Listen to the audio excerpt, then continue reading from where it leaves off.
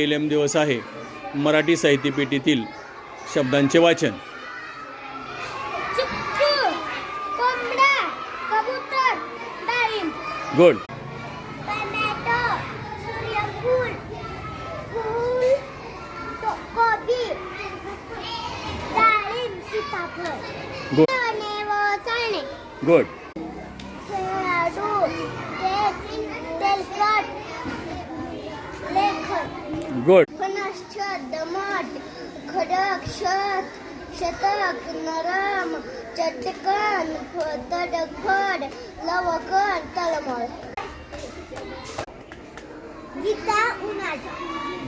डाळिंब, सीताफळ. गुड.